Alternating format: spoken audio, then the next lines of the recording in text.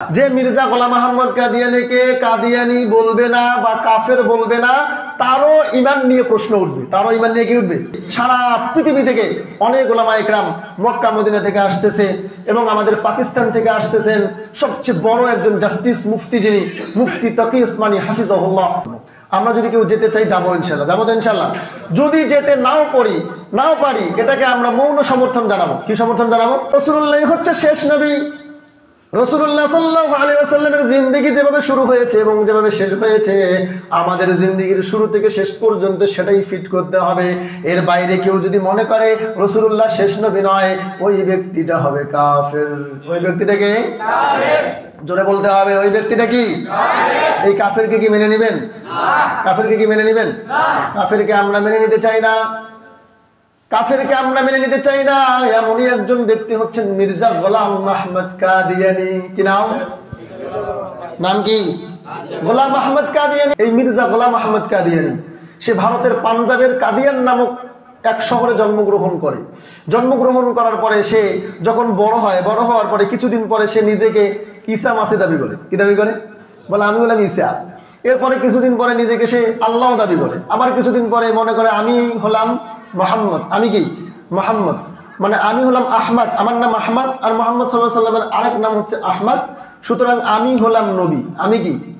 মানে কখনো কখনো সে বলেছে যে নবী ঠিক আছে, বাকি আমি হলাম ছায়া নবী, মানে আমি আরেকজন নবী, নায়েবে নবী আর কি।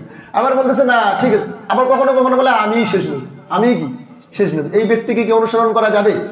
তো এই পাগলটার কিছু অনুসারী আছে যারা হচ্ছে মুসলমান না, কিন্তু মুসলমানের নাম ব্যবহার করে তারা বিভিন্ন জায়গায় যায়, মক্কা মদিনায় যায়, বাংলাদেশ থেকে যায়।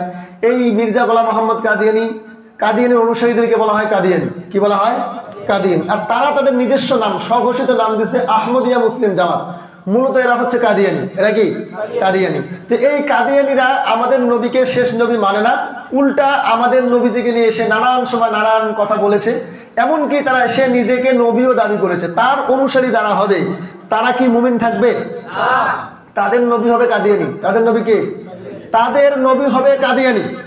যারা কাদিয়ানীকে অনুসরণ করে, নবী হিসাবে মানে, তাদের নবী হবে কাদিয়ানী। আর কারো নবী যদি কাদিয়ানী হয়, তাহলে কি সে মুমিন থাকে? তো তাহলে সে মুমিন থাকে না।